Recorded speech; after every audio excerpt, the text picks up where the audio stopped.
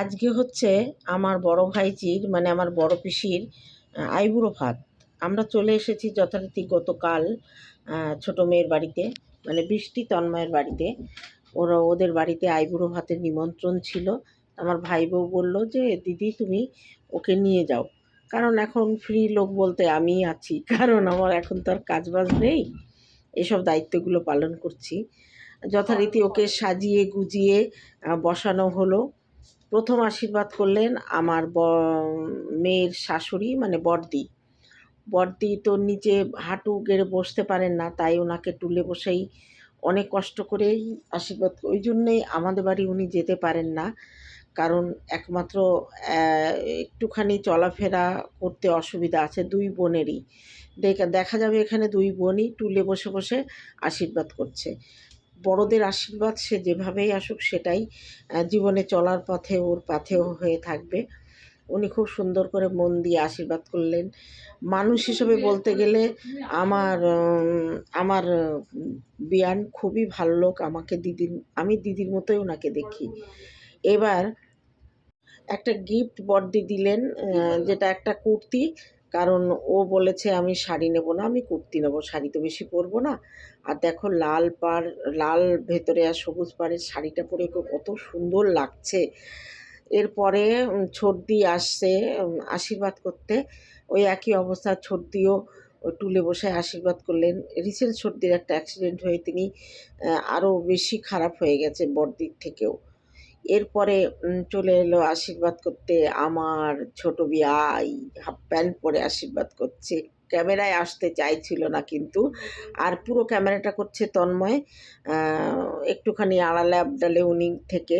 অবশ্য ক্যামেরায় লাস্টে ফোকাসে চলেই এসেছে আমার ছোটদা আর কি।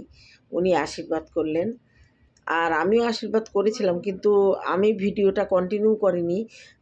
তন্ময় ছবি তুলেছে, তো এবার তন্ময় বৃষ্টিকে পাঠিয়েছে, বৃষ্টি আমাকে পাঠিয়েছে, কি উলট পালট হয়ে গেছে। যাজ্ঞা যতটুকু পেরেছি তোমাদের জন্য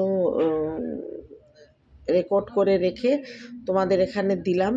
জানি না তোমাদের কেমন লাগবে, তবে কিছু ফটোশ্যুট তোমাদের আমি কিন্তু এই ভিডিওর শেষে দেখিয়ে দেব। যাই হোক, ওর জীবনের একটা চরমতম সুখের দিনের ও এগিয়ে চলেছে। এই ভিডিওটা যারা যারা দেখবা তারা প্রত্যেককে আমার বড় ভাইজিকে মানে আমার বড় পিসিকে একটু আশীর্বাদ করো।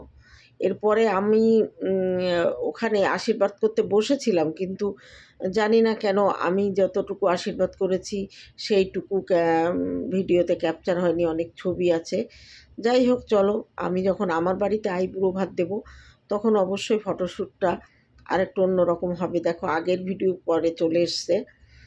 ঠিক আছে, চলো তাহলে এই পর্যন্তই ভিডিও থাকলো। এরপরে কিছু ছবি তোমাদের কাছে দেব, ওই দিনের মুহূর্ত তুলে রাখা হয়েছে।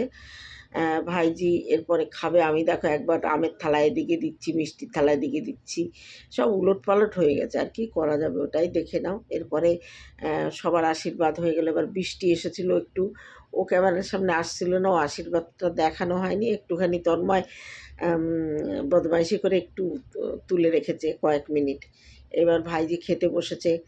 এই শাড়ি পরে ওর খেতে খুব কষ্ট হচ্ছিল, কারণ ওখানে প্রদীপ জ্বলছিল বলে ফ্যানটা বন্ধ ছিল, আর বারান্দাটায় গরমও ছিল অনেক বেশি।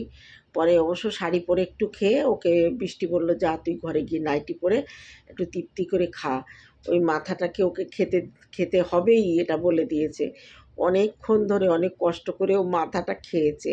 অবশ্যই একটুখানি আমি তুলে রেখেছি, সেটা তোমরা অবশ্যই দেখতে পাবে।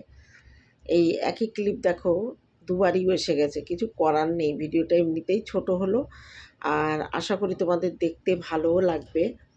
তা চলো, ওর